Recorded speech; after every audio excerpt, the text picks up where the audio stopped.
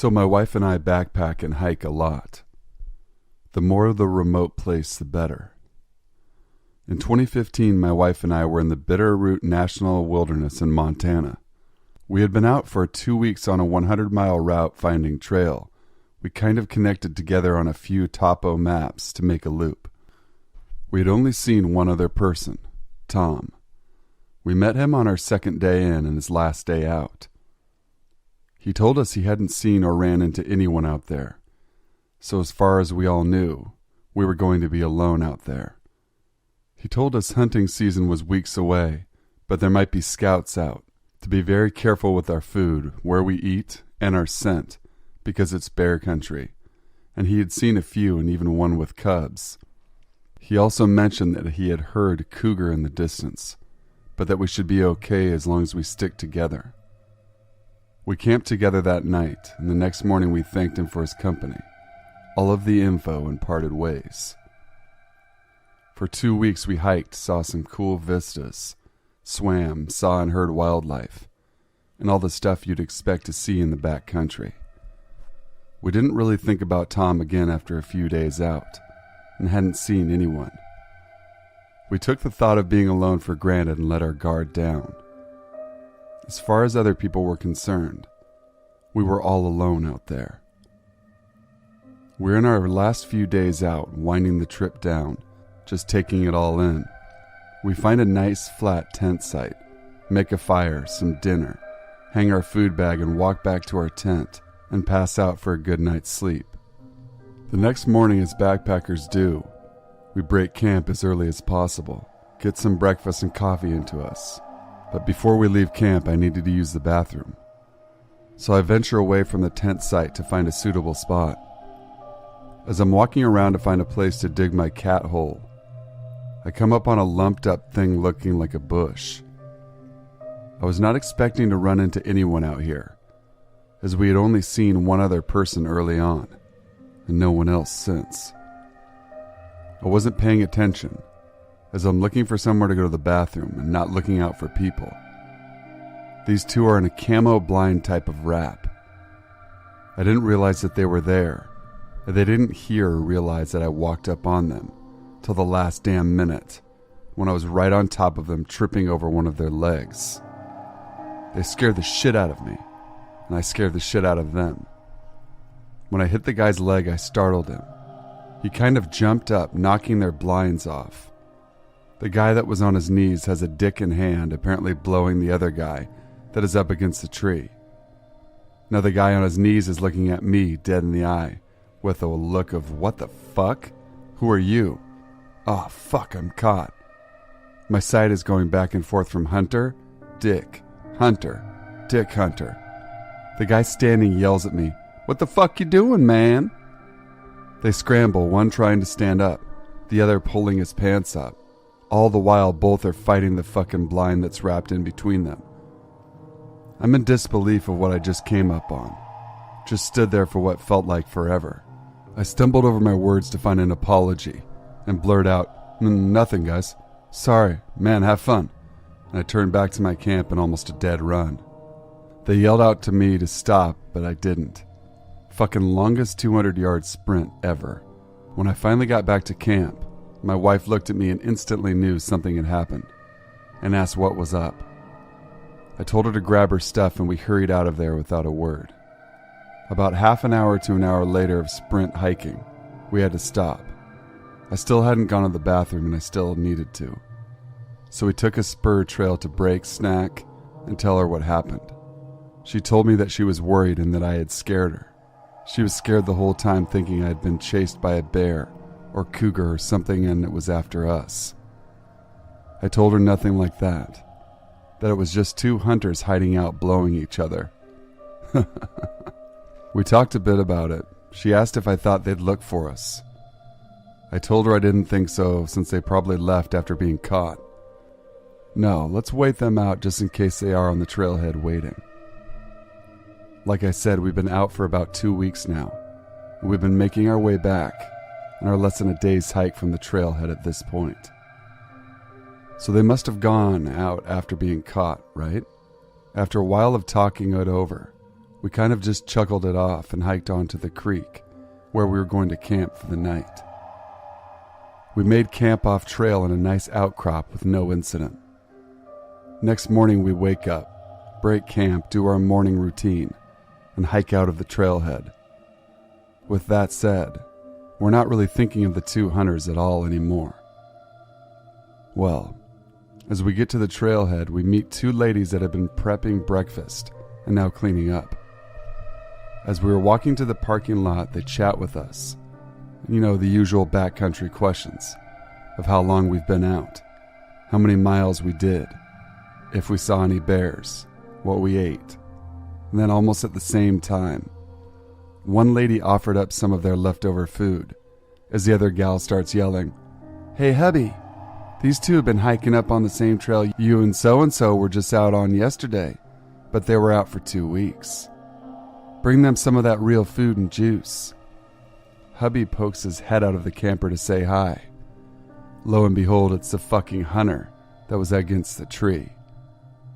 Smile faded as quick as his face turned white to an angry look when he realized who he was looking at. Then the buddy, the giver, turns the damn corner from the trailer to see me standing there. I feel the blood just drain from my body. This guy's face turns from happy-go-lucky to disbelief, fear at the same time. The wife then asked if we had happened on their husbands out there as they were scouting out for game yesterday. As I'm stumbling my words, they're darting their looks from me to themselves. Before I can say anything, my wife is answering, "Yes, we'd love some real food. No, we hadn't seen anyone. You guys are the first in 2 weeks." The wife turns to the hunters and says, "You guys must have had a real good hiding spot." Cheese and fucking rice. I think both of the hunters and me had a mini heart attack. One of the guys just gives me a nod. My wife and I graciously take their pancakes and sausage of all goddamn things. I can see both hunters quietly talking to each other, staring over at me every once in a while. I'm doing my best to avoid the situation by packing up the car. While my wife is thanking the hunter's wife for the food, both hunters with sidearms on their hips come up to me with a beer. The one that was on the tree kind of pushed it into my chest and asked if I'd seen anything out there. My heart fucking stopped. I again stumbled over my words.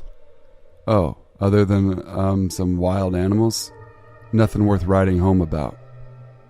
"Yeah, we didn't see much either, but we are really surprised you didn't hear us last night walk through your camp."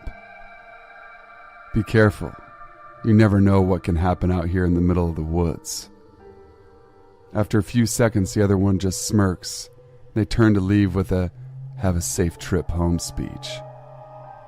I wasn't sure what was going to happen in that moment, so I was psyching myself up for a fight. I was kind of shaken up as we were leaving the trailhead.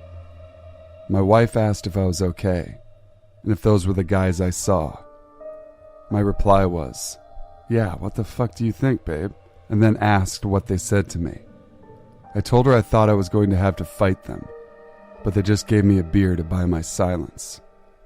I didn't mention the passive-aggressive threat then made about walking through our camp. So let's not meet again, Montana hunters.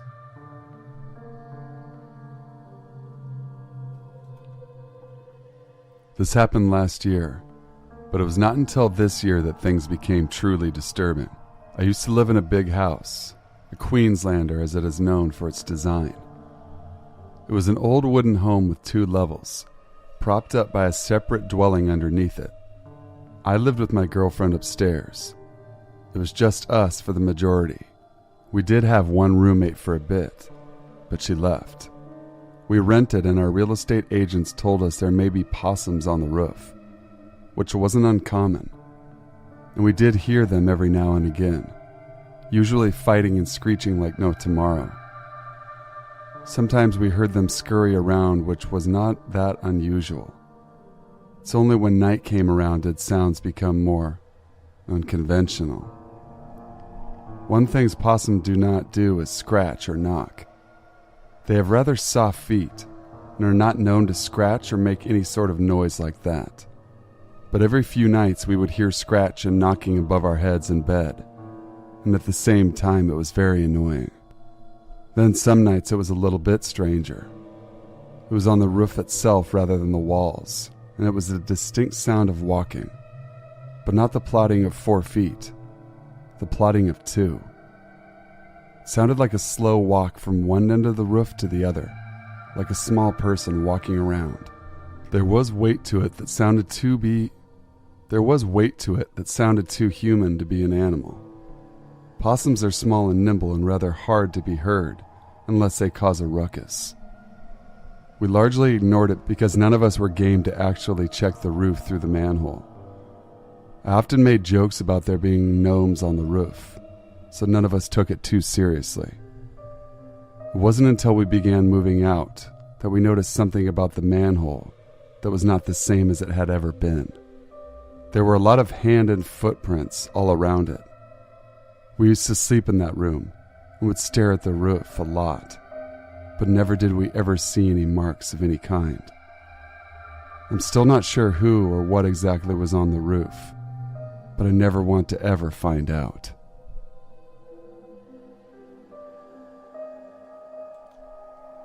So this is my first ever post, and I'm not a great writer, so bear with me. I come from a very small town in the Scottish Highlands, where there is little crime, or at least little serious crime, so this creeped me out a lot. I was with my friend Lynn, and we were 13 at the time, hanging around our high street at night. A man came out of the insurance office across from us and stared over. He went back in, but kept looking over at us. There was a white car parked outside the office that was his. We were just thinking he was a weirdo. Eventually, he came over to us and asked if we would use the phone box. This was in 1999. Next to us and make a phone call for him, and he would give us €5. I didn't want to do it because he was really creeping me out, because up close he had really feline features.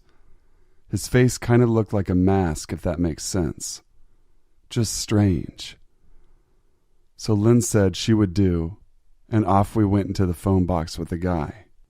He gave the phone number and said to ask for Laura, and if her mother answered, to say it was Jennifer, and not to mention he was there.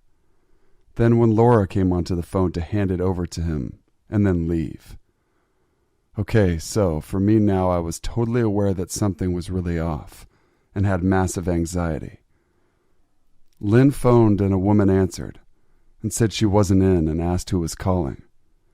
Lynn said it was Jennifer, and the person ended the call. The guy was asking if the woman sounded older like a mother. Lynn replied with yes. He thanked her, gave us money, and told us not to tell a single person. Obviously at the time we were very young, and thinking this €5 would be great, and all for phoning someone for another person. We had thought this very strange, and we went to the police to report it. They took a statement and asked questions. We never heard anything else about it. Fast forward a year, and I'm scanning through the local newspaper and see a picture of the guy. He had been jailed for using his white car as a pretend taxi cab, trying to pick up young girls who were out alone. And one time he had succeeded in picking a girl up and sexually assaulting her. She was only 14. He had been harassing her for months after it and had gotten obsessed. So basically we had called this girl for him without realizing what we were actually doing. I'm so glad she didn't come to the phone, and we were very quickly realized how stupid we had been and how important stranger danger truly is. So creepy mask-faced stalker, let's not meet again. Thanks for watching, guys. Please be sure to leave a like, comment, share, and subscribe to join this sinful society. I hope you enjoyed this video. Be sure to leave your comment and thoughts in the comment section below. If you guys have any topic or theme ideas for upcoming videos, make sure to leave that in the comment section below as well. I hope everyone had a great weekend. Until we meet again in the next video, stay sinful.